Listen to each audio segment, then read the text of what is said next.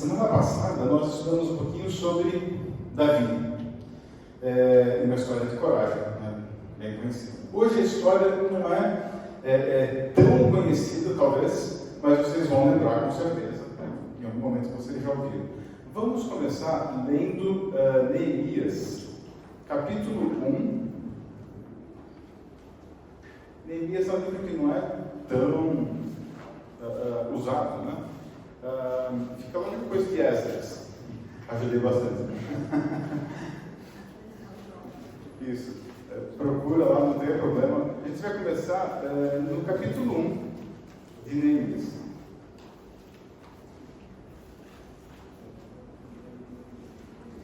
Um pouquinho antes de Jó, um pouquinho antes dos Salmos. Neemias, capítulo 1. Bom, já dá para imaginar qual é o nosso personagem de hoje, né? É o próprio Neemias. Eu vou ler os 4 primeiros versos desse capítulo. As palavras de Neemias, filho de Acalias, no mês de Quisleu, no ano 20º. Está todo mundo tranquilo até aí, né? Todo mundo sabe qual que é o mês de Quisleu e o ano 20º do que, né? Mas enfim, está tudo datado aí. Estando eu na cidadela de Suzã. E aí, cidadela de Suzã, vocês lembram alguma coisa? Mais ou menos? Talvez já ouvi falar, né? Semana que a gente vai voltar para a cidadela de Suzã, tá? Enfim, mas existe Suzã, existe essa pequena vila, né? Cidadela de Suzã. Veio Anani, um de meus irmãos, com alguns de Judá. Então lhes perguntei pelos judeus que escaparam e que não foram levados para o exílio acerca de Jerusalém. Então Neemias, ele está querendo saber como é que está Jerusalém. Verso 3. Disseram-me os restantes que não foram levados para o exílio e se acham lá na província, estão em grande miséria e desprezo. Miséria, tudo bem, não tem dinheiro, não tem condições, estão passando necessidade. E desprezo, por quê? As pessoas ao redor estão fazendo pouco caso, estão passando por essa situação. Os muros de Jerusalém estão derribados e as suas portas queimadas. A gente sabe que em questão de segurança, nessa época, as cidades elas eram muradas.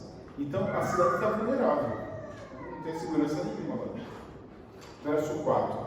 Tendo eu ouvido estas palavras, assentei-me e chorei, e lamentei por alguns dias.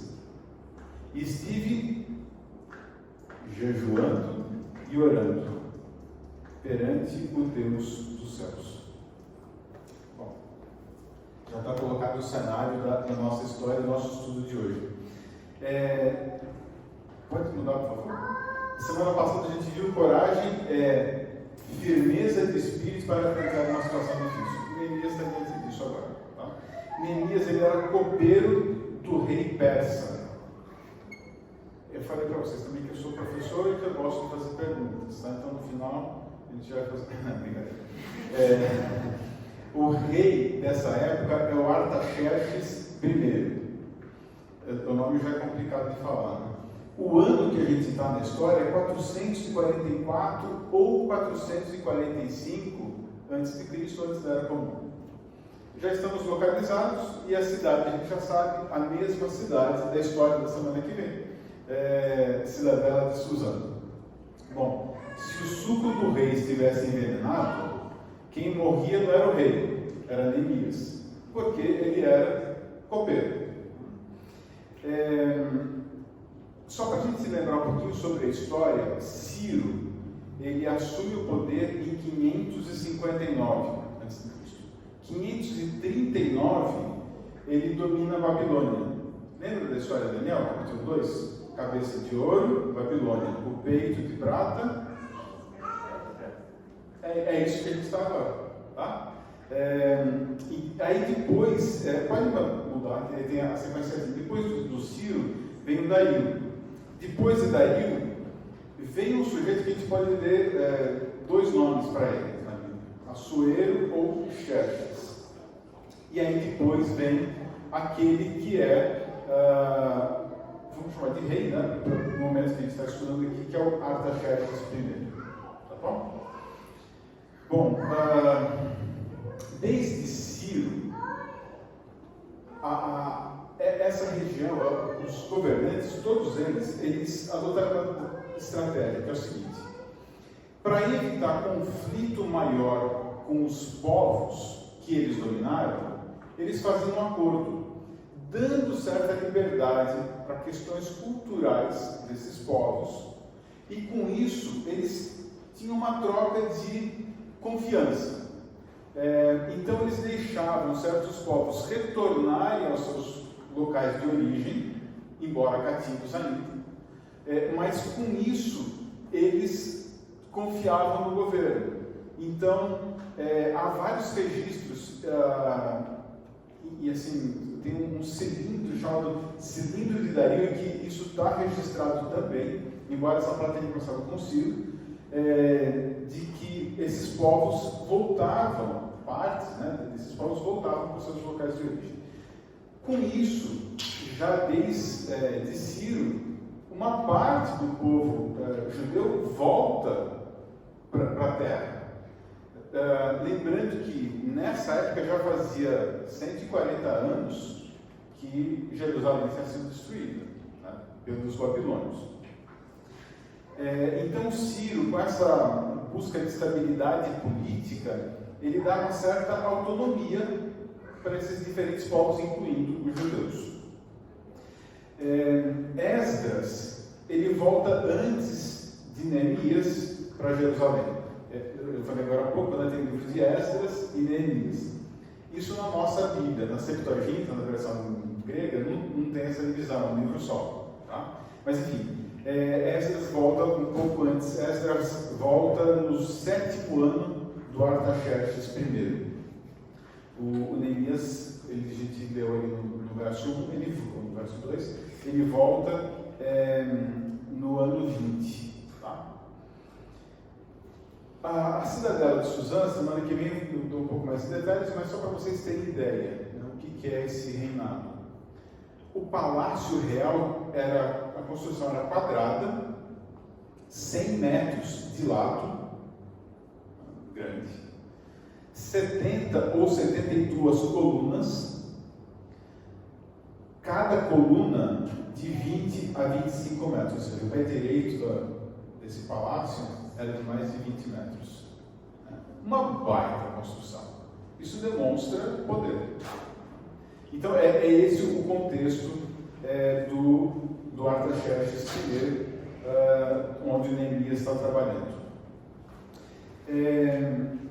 Artaxerxes I, ele fica no poder por 40 anos. Tá? Então, a gente está agora na metade do reinado dele. É importante a gente lembrar também que os governantes, esses que estão aí nessa listinha, eles se entendem como um poder divino. Então, a palavra deles determina vida ou morte para as pessoas. A leitura que ele faz, o julgamento que ele faz é a execução. Ele é a lei. Bom, pode mudar o próximo. O ser copeiro não era ficar bebendo vinho o dia todo, tá? Na verdade, ser copeiro era um pouco mais complexo que isso. Além de, lógico, responsável, né, pela bebida do rei, ele também era responsável pelo anel com o selo real. Então já dá para entender, né, que era um cargo de confiança.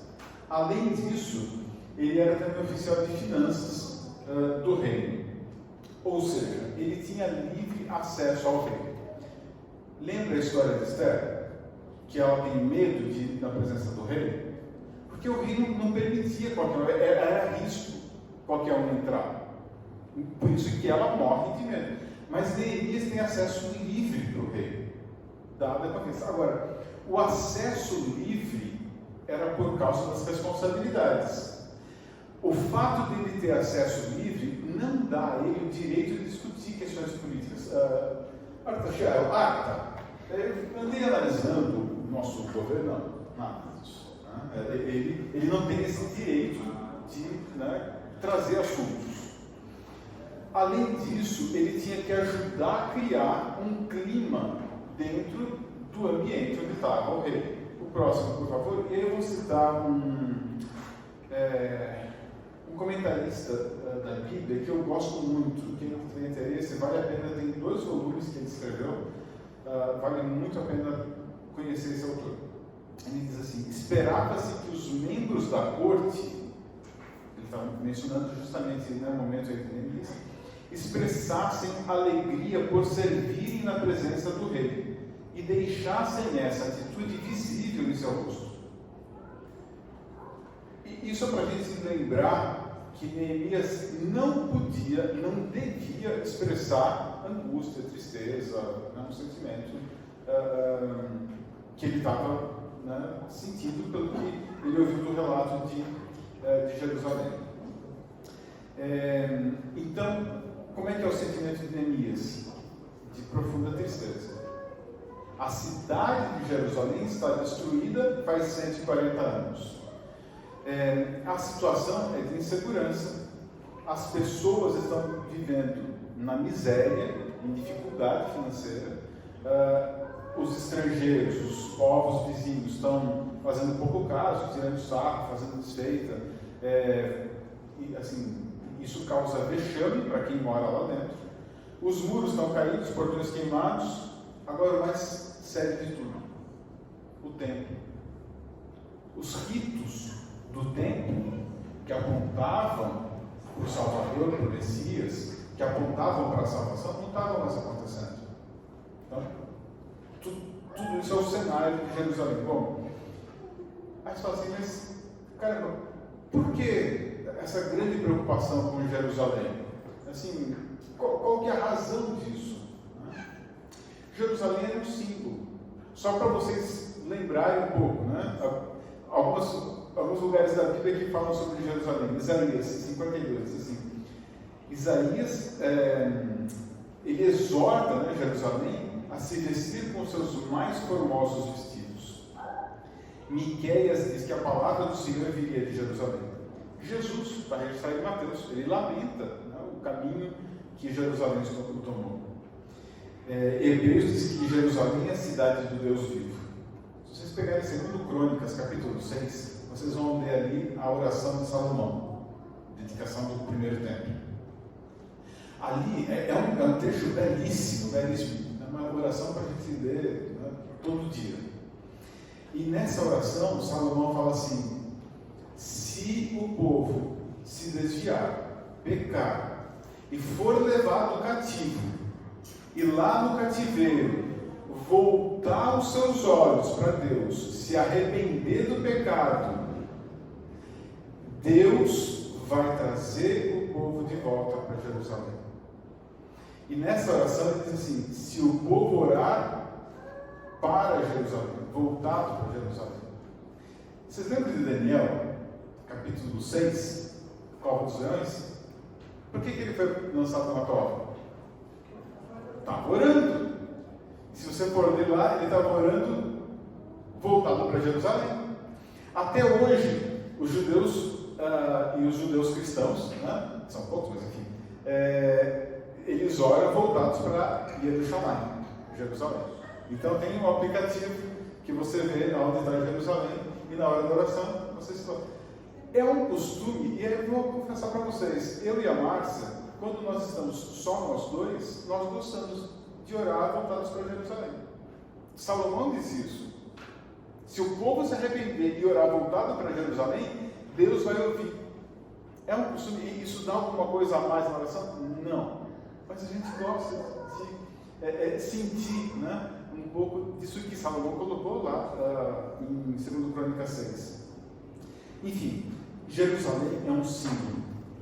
Por isso, Neemias está tão triste, é muito pouco, ele está arrasado. Neemias está assim, num grau de chateação, ele fica deprimido de pensar que aquela cidade que foi pensada para ser luz está destruída. Como é que ele resolve isso? Eu li já para vocês: jejum e oração. A gente teve há pouco tempo aqui um estudo sobre jejum. A gente tem muita coisa para estudar sobre jejum.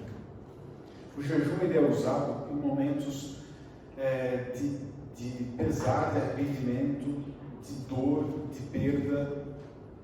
O jejum ele não é associado com momentos de alegria e de prazer. Por isso que, desculpa, vou usar de novo mais um exemplo dos judeus. Os judeus não jejuam no sábado, porque eles dizem assim, não é compatível. O dia de alegria, você jejuar, porque jejum é para você ficar contrito. E eu acho que faz sentido. Nós falamos que o sábado é o dia mundial da alegria, né? Então, me parece que faz sentido isso. Mas, enfim, ele resolve, né, o primeiro passo dessa angústia dele, ele resolve com jejum e oração.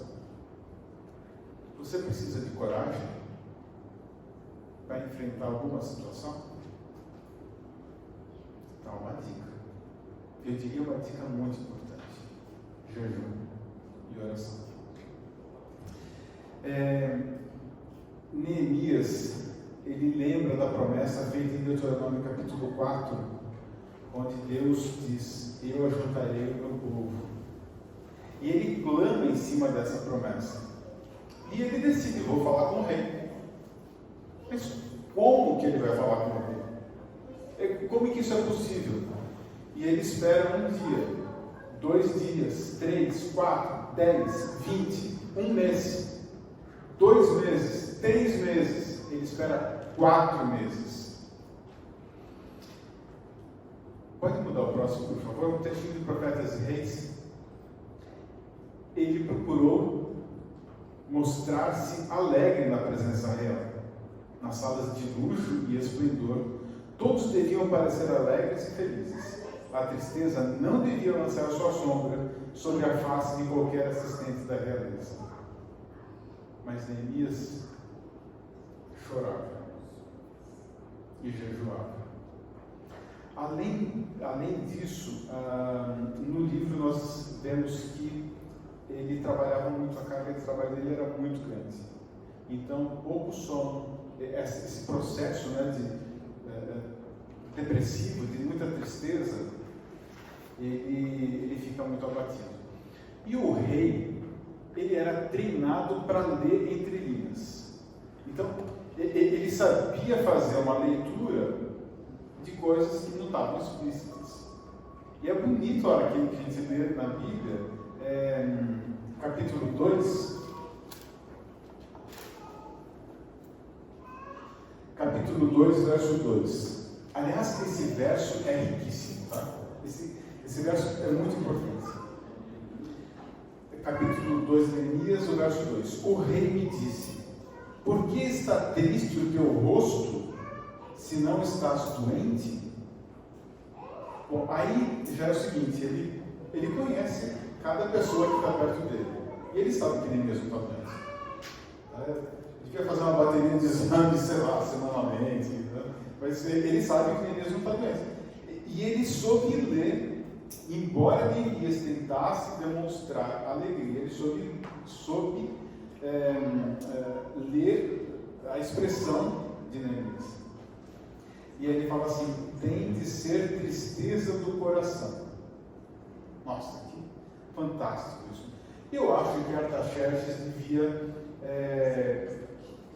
ou tocar um instrumento, ou pintar, ou ter algum pé nas artes. Porque quando a gente se envolve com as coisas de artes, a gente tem uma leitura, né, de emoção um pouco mais fina, eu acho. Não é verdade? Né? Vocês que tocam. Eu tenho essa impressão, mas enfim. Deve ser tristeza do coração. No finalzinho do verso, Então, tremi sobremaneira. Bom, vamos lá. Ellen White disse que Neemias tremeu quando escutou essa pergunta do rei. Ele ficou muito apreensivo. Sabe por quê? Dependendo da resposta dele, ele poderia até morrer. Dependendo da resposta que ele desse, ele ia conseguir que o rei permitisse que ele voltasse para Jerusalém. Ou que ele fosse, né, para Jerusalém para tentar reconstruir alguma coisa. O que acontece? Notem, 4 meses desde que ele decide falar com o rei. Nesses 4 meses, ele não comenta com ninguém sobre o plano dele. É só ele e Deus. Interessante, não é? A forma como ele vai responder para o rei depois está registrado no livro também. Aliás, capítulo 52 e 53 de Patriarcas e Profetas, Profetas e Reis, se alguém quiser ler depois em detalhes. Mas diz que ele respondeu com lábios trêmulos e lágrimas nos olhos. Ele teve muita coragem. Mas tem um detalhe que está registrado no livro, maravilhoso. Quando ele ouve a pergunta e tem essa sensação de angústia, de medo, de pavor do que ele vai responder, ele faz uma breve oração. Poucos segundos. Pode colocar o próximo. Orar como Neemias orou nessa hora de necessidade. É um recurso à disposição do cristão, em circunstâncias em que outras formas de oração podem ser impossíveis. E o maravilhoso que ela escreve, no parágrafo seguinte, ela menciona pessoas que viajam, pessoas que se sentem ameaçadas, pessoas que estão em dificuldades inesperadas, podem clamar por proteção do céu, como fez Neemias. Lindo, né? Maravilhoso. Próximo, por favor. Em tempos de súbita dificuldade ou perigo, o coração pode enviar seu grito de socorro a alguém que se comprometeu a vir em auxílio de seus fiéis crentes, quando quer que chame por ele. Eu não coloquei no slide, mas eu vou ler o que vem logo a seguir. Diz assim: Neemias, nesse breve momento de oração ao Rei dos Reis, e aí vem uma palavra importante, reuniu, qual que é a palavra? Defina. Coragem. Nesses segundos de oração, ele reuniu coragem para falar a Artaxerxes do seu desejo de ser dispensado por algum tempo dos seus deveres na corte, e pediu autoridade para reconstruir os lugares devastados de Jerusalém. Ele está tremendo, balbuciando, com medo de falar, e ele fala assim: rei, e ele conta, né, a cidade dos meus pais e tal. Posso ir? E ele gela, esperando a resposta. E o rei diz: está autorizado, pode ir. Pronto, resolvido o problema, né? Não. Ele fala assim: rei, muito obrigado porque o senhor me autorizou ir.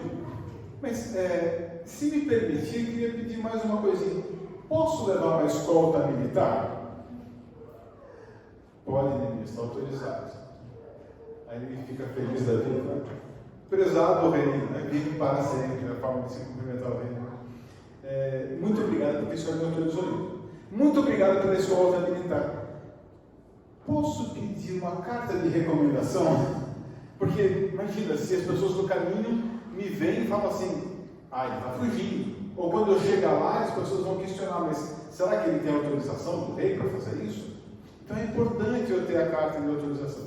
Sim, você vai com uma carta de recomendação minha. Ó rei, vive para sempre, muito obrigado por me autorizar, muito obrigado pela escolta militar, muito obrigado pela carta de recomendação, mas a gente vai precisar de recursos financeiros. Será que dava para dar uma ajudinha? E a ajudinha era, palavras da Bíblia, tanta madeira quanto fosse necessária. Está concedido, Neemias. Quando você vai com coragem junto com Deus, não tem limite. Pode mais. Com Deus pode mais. Aí você pensa assim, legal, tinha um problema, jejuou e orou, bacana, criou coragem, 4 meses de espera, falou com o rei, tudo resolvido. É bonita a história dessas pessoas da Bíblia, né? Não é assim. Não está resolvido. A Bíblia menciona 3: Sanbalá, Tobias e Gésem. Pessoas do mal. Eles fazem de tudo para atrapalhar. Quer ver? Capítulo 4.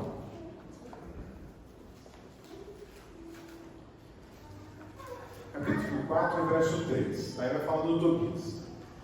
Estava com ele Tobias, o amonita, e disse: ainda que edifiquem, vindo uma raposa, derribará o seu muro de pedra. Sabe o que está falando? Vocês estão fazendo esforço aí. Qualquer coisa que vocês façam vai ser mal feito. Você não presta para fazer nada.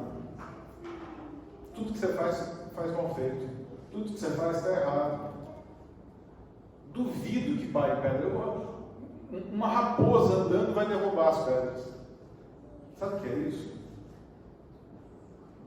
Aquele espírito mau que veio para atrapalhar o teu plano. Quando Neemias chega em Jerusalém, ele mostra muita cautela. E acho que isso é muito sábio. Ele não fala para ninguém o que ele vai fazer lá. Ele fica lá alguns dias, olhando, observando. Na 3ª noite, ele sai durante a noite e dá a volta na cidade, para ver todos os pontos fracos da cidade. No dia seguinte, ele vai para o povo e fala assim: olha, a questão é essa, eu estou aqui para isso, e aí, abertamente conta tudo. A reação do povo, na hora, é de apoio àquilo que ele está propondo. O comentário bíblico diz que o povo, na verdade, se arrepende, porque eles sabem que já poderiam ter feito isso antes. Isso está lá no capítulo 2, verso 18, finalzinho do verso. O povo aceita o desafio. E aí você de novo pensa assim, bonito, né? Personagem bíblico é uma beleza. Olha, as coisas acontecem, fala com o povo ouve, respeita, faz. Mas a verdade não foi assim. Esses 3 citados, que a Bíblia coloca lá nos 3, são alguns daqueles que estão o tempo todo acabando com aquilo que está sendo feito. E Ellen White fala muito claramente sobre aqueles que se recusam a ajudar no serviço de Deus. Ela fala com seriedade. Ela fala assim: no céu tem um livro que está registrado todo o esforço que você faz pensando em salvação. Mas também tem um livro onde está registrado tudo, cada oportunidade negligenciada pelo serviço de Deus. Todos nós que a gente quer fazer alguma coisa para a igreja, para a salvação, levar a mensagem, todo mundo que se dispõe a fazer sabe que leva a pecado. E aí é muito parecido com o que aconteceu lá com Neemias. Porque esses 3, o Sanbalá, o Tobias e o Gésem, causavam briga entre as pessoas. Falavam uma coisa aqui e outra coisa lá. Ridicularizavam o esforço que era feito. Na Bíblia não tem a palavra fake news, Fala boatos, mas eu poderia chamar de fake news. Diziam que era impossível. Eles diziam que aquilo tudo seria um grande fracasso. E os problemas pioram, porque além desse combate externo, tem um fogo amigo, tem um ataque interno. As pessoas de dentro começam a questionar, a reclamar, a dizer que nada daquilo vai dar certo.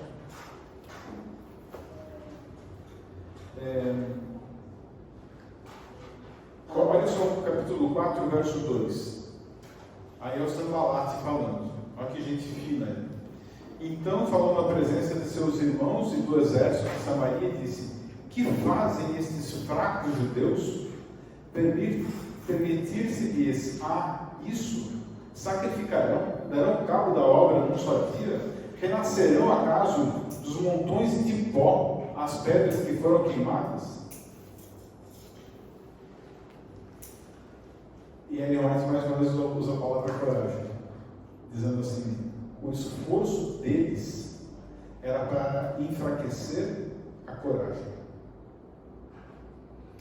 Pode colocar o próximo, porque ela vai voltar exatamente nessas palavras várias vezes no capítulo.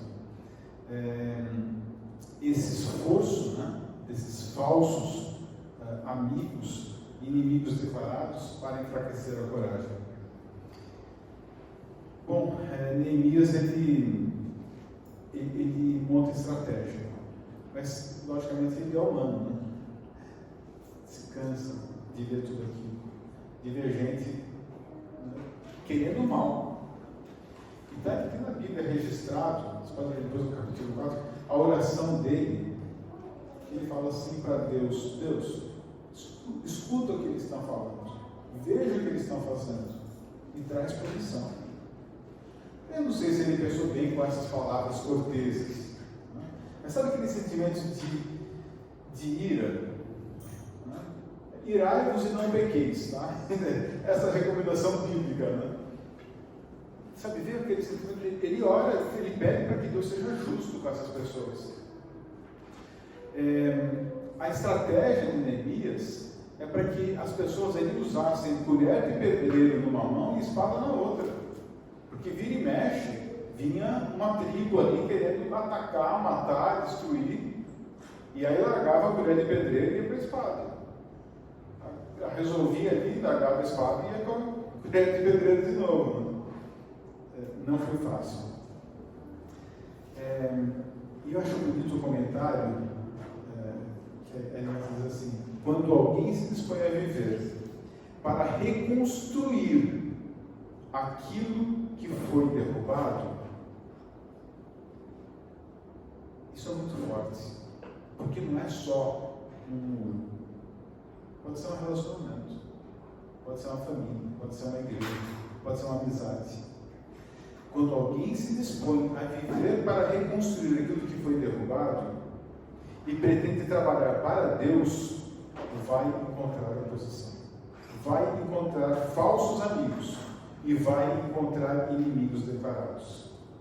E ela continua assim: mas não devemos temer. Tenha coragem.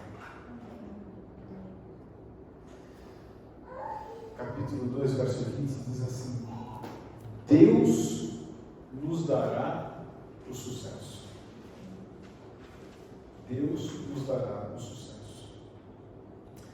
Sabe que tipo de pessoas era Neemias? Pode colocar o próximo, por favor. Ele mesmo disse, tá? Neemias mesmo que fala isso: eu não sou do tipo de homem que foge e se esconde.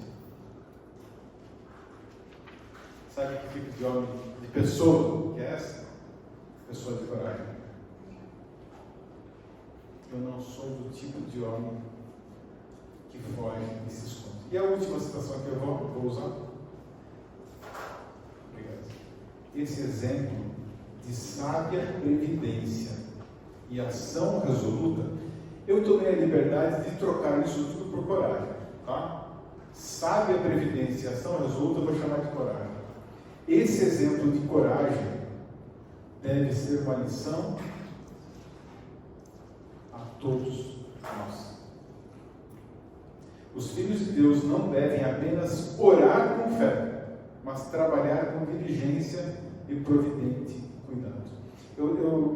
A gente, com as crianças, a gente tinha uns filminhos com musiquinha cristã e tal. Eu lembro de uma história que era assim: as crianças estão tomando lanche com o professor, e aí o professor fala assim para as crianças: olha, e ali do lado tem um grupo de crianças bem mal vestidas, assim, né, com aspecto de pobreza, de miséria, e aí o professor fala assim: o que nós vamos fazer?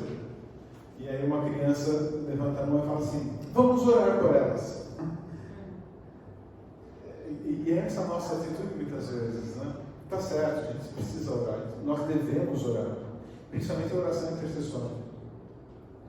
Mas o que diz aqui, e o que nós devemos fazer, é não apenas orar, mas trabalhar com diligência e providente cuidado. Orai e vigiai. Tenha fé e faça. E seja como Neemias, né? Aquele que não foge e nem se esconde. Eu entendo que a vida de Neemias deixa para nós um grande exemplo de coragem. No mundo que a gente vive, a gente precisa de coragem. Nos próximos 2 domingos, a mensagem não é sobre a volta de Jesus, mas a gente vai ler o comentário, associando as histórias com a necessidade de coragem para a volta de Jesus. E eu acho que cabe muito bem para nós refletirmos sobre isso. Durante essa semana, que Deus te abençoe, que Deus te proteja, que Deus te dê coragem. Enfrentar situações dessa vida requerem coragem. Eu quero terminar agora com uma oração. Eu vou pedir licença porque eu não sei o teu nome. O teu pai é o teu irmão Lula, né? Desculpa o teu nome. Rita. Me perdoe, eu falar no seu querido. Mas o irmão Lula teve um acidente e pede oração. Ele está internado, é isso? Então, vamos agora, nesse momento, e também depois que eu faço as casas, lembrar do irmão Lula. Da forma como estamos. Santo Pai que estás nos céus, bendito é o teu nome, Senhor. Louvado seja o teu nome por toda a eternidade. Nós nos colocamos aqui nesse momento, primeiramente para te render graças, mas também para suplicar que o Senhor olhe com misericórdia para nós. Lembramos de forma especial pelo irmão, pela situação que ele está no hospital, pelo acidente que ele passou, que o Senhor possa colocar os médicos com tranquilidade para poder cuidar dele. E pedimos a tua intervenção naquela situação. Que o Senhor possa enviar os teus anjos e cuidar dessa situação difícil. Também pedimos por nós, Senhor, que o Senhor nos ajude a olhar para essas histórias como a história de Neemias e ver que o impossível ao teu lado não é nada. Que nós possamos, ao nos prostrarmos diante de Ti, termos força e coragem. Coragem para lutar e para vencer ao teu lado. E que o Senhor opere grandes coisas por nós. Peço agora a Tua bênção sobre cada um de nós durante as nossas atividades nessa semana. E faço isso em nome de Jesus. Amém.